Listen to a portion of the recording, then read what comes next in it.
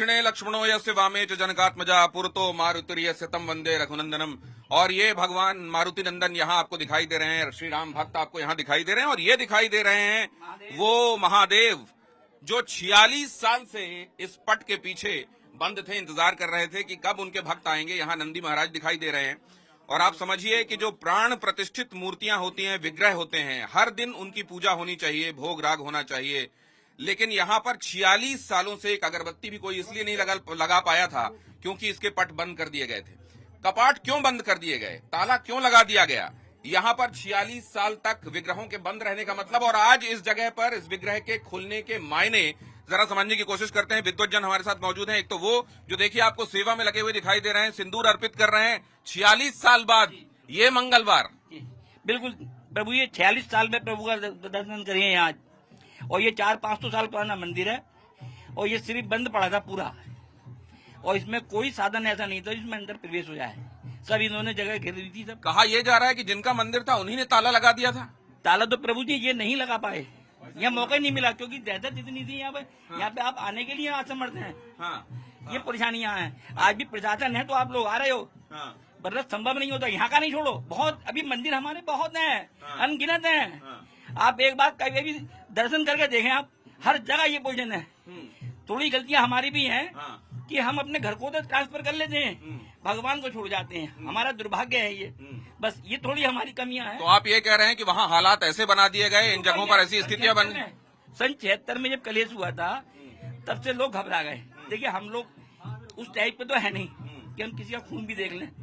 ये हमारा दुर्भाग्य है, हमसे काटा पीटी नहीं आती। यहाँ दुर्भाग्य ये है कि एकदम आपने देखा नहीं, हम तो थे भी नहीं, प्रशासन के ऊपर पत्थर। ये तो आपको ये पता था कि यहाँ पर ये मंदिर है और बंद है? ये हमें भी पता नहीं था। ये तो हमारा सौभाग्य है कि हमारे यहाँ के एसएसपी साहब और डीएम साहब ने यहाँ पर सिर्फ बिजली चेकिंग करने आए थे। यहाँ सबकी लाइटें फ्री थी, आप ये समझ लें आप। और 10 तो मतलब यहाँ पे बिजली चोरी होती थी, बिजली जाती थी मस्जिद में और मस्जिद से उन तमाम घरों में जाती थी। बिल्कुल फ्री।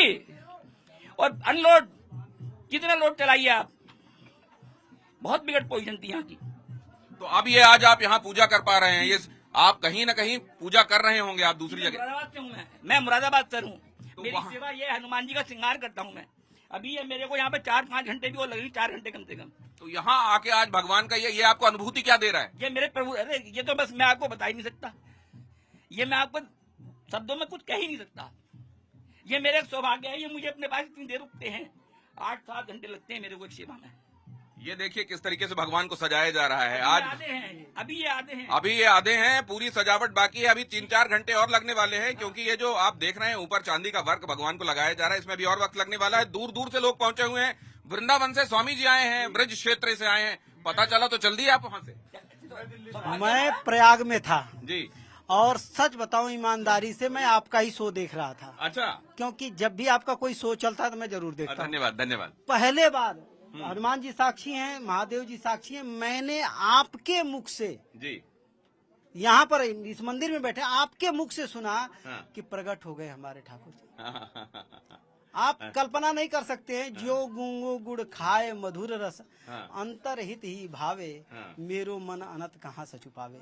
ये इसको ये गूंगा कैसे वर्णन करे? अभी आप पंडित जी से पूछ रहे हैं कि महाराज जी बताइए कैसा लग रहा है। हम कह रहे हैं कि हमारी सचमुच आज ठाकुर जी हमारी नाकामियों का फल है। अतिक्रमण की पराकाष्ठा है और इंक्रोचमेंट की पराकाष्ठा है यहाँ पर। और अब संभल, मैं दिनेश जी आपसे एक निवेदन कर रहा हूँ, क्षमा मांगते हुए। आप निश्चित रूप से कुंभ नगरी में आएंगे, मैं वहीं मिलूंगा आपको। और कुंभ नगरी क्षेत्र में अब आप जितने भी धर्माचार्य हैं, शंकराचार्य हैं, पीठाधीश्वर हैं, संप्रदायाचार्य हैं, अखाड़ाचार्य हैं, जितने लोग हैं, सबसे एक प्रश्न करिए कि 2 ही अवतार पूर्ण अवतार हैं। एक वृंदावन बिहारी लाल जी, हमारे भगवान योगेश्वर कृष्ण भगवान, और दूसरे संभल में जो अवतार होगा जहाँ से सतयुग प्रारंभ होगा, उसके बाद तीसरा कोई 64 कला से अवतार नहीं है। आज संभल जो हमारा तीर्थ क्षेत्र है, किस तरह से मिटाया गया है। ये हमारे भोलेनाथ का, हनुमान जी का मंदिर चीख चीख करके, गणेश जी कोने में हैं। कहाँ है हमारी जगदम्बा माता? जगदम्बा माता के बारे में बताया जाता है कि कुएं से जो मूर्ति मिली है उसमें वो देवी पार्वती ये खंडित है मूर्ति, लेकिन खंडित है ये बताया जा रहा है। ये देखिए, ये वो मूर्ति है, ये देखिए हाथ जोड़े हुए माता पार्वती इसी तरीके से विराजी रहती हैं। ये देखिए इस तरीके से मिली हुई है खंडित मूर्ति। गणेश और लक्ष्मी भी मिले हैं। ये है जो सामने कूप की खुदाई के बाद कुएं से गणेश जी और पार्वती जी मिले हैं, साथ में लक्ष्मी जी भी मिले हैं, लेकिन पार्वती जी का आप देख रहे हैं धड़ के ऊपर का हिस्सा खंडित कर दिया गया है। ये देख के तो बड़ा कष्ट होता हो। मैं यही निवेदन कर रहा हूं कि अब जो धर्म संसद लगेगा महाकुंभ में, एक आप मेरी आवाज पहुंचाइए चरणों तक। मैं तो सभी आचार्यों से कहने वाला हूं कि अब जैसे हमारा काशी है, जैसे मथुरा है, जैसे हरिद्वार है, जैसे जगन्नाथपुरी है, जैसे हमारे तमाम महत्वपूर्ण क्षेत्र है, वैसे ही सबसे प्रमुख तीर्थों में से हमारा धर्म संसद, साधु समझ धर्म संसद नंबर 1 घोषणा करे। क्योंकि आपके मीडिया पर जो विश्व बंधुत्व की बात चलती है, जो वसुधैव कुटुंबकम की बात चलती है, जो सर्वे भवन्ति सुखिनः की बात चलती है, वो तो सतयुग आने से शुरू होगा। और सतयुग लाएगा कौन? संभल लाएगा भगवान महादेव, हरिहर भगवान लाएंगे, कल्कि भगवान लाएंगे। तो ये आज भगवान की स्तुति, मन में क्या उद्गार आ रहे हैं वो जरा बता दीजिए हमको। मैं तो बोल ही नहीं पा रहा हूँ। सच तो मैं बताऊं कि मैं बोल ही नहीं पा रहा हूँ। मैं क्या बोलूं? अतुलित बल धामम, इनके बराबर कोई शक्तिशाली नहीं है। हेम शैलाभिदेहम, इनका सर ऐसा कोई पर्वत नहीं है जो इनका बराबरी कर सके। दनुज बन कृशानम, जो राक्षस कुल का विनाश करने के लिए हनुमान जी से बराबर कोई नहीं कर सकता। ज्ञानी नामाग्रगण्यम, इनसे बड़ा कोई ज्ञानी नहीं। और आपने ही दिखाया दिनेश जी, मेरी आत्मा रो रही है। आपने दिखाया, इनके ऊपर धूल जम रहा है। हम लोग जिंदा हैं तो क्यों हैं? नहीं, हमारे एसपी साहब के बड़ा धन्यवाद है, बहुत कृपा। उन्होंने स्वयं किसी और को आदेश नहीं दिया कि भाई साहब कर दो, ये भी कह सकते थे वो कि मैं तो अधिकारी हूँ, मगर नहीं, उन्होंने स्वयं सेवा की है, स्वयं सेवा की है हमारे एसपी साहब ने। मैं बहुत ही तो ये तो इस बात को मुद्दा बनाया जा रहा है, उधर के लोग मुद्दा बना रहे हैं कि देखिए पुलिस प्रशासन के लोग बनाना दीजिए। वो तो देखिए, पहले वो हिंदू हैं, वो भी पहले हिंदू हैं। नहीं, मुद्दा किस बात का बन रहा है ना कि पुलिस प्रशासन के लोग मंदिर की सेवा सफाई क्यों कर रहे हैं? मैं ये कह रहा हूँ कि पुलिस प्रशासन क्या करे? पुलिस प्रशासन की तरफ पत्थर उठावे, पुलिस प्रशासन सर तन से जुदा के नारा लगावे। पुलिस प्रशासन हमारे ठाकुर जी की सेवा कर रही है, मतलब सनातन धर्म को जागृत कर रही है, मतलब मानवता को जागृत किया जा रहा है। यही तो चाहिए। नकली गंगा जमुना की पाठ कब तक पढ़ेंगे? मैं आपसे कह रहा हूँ, गंगा भी हमारी, जमुना भी हमारी है। पंडित जी महाराज, गंगा क्या है जो इसमें कहते गंगा जमुना तहजीब है? गंगा जमुना तहजीब लाना है तो यहाँ के जो मुस्लिम हैं, मैं गारंटी के साथ कर रहा हूँ, सब कन्वर्टेड हैं।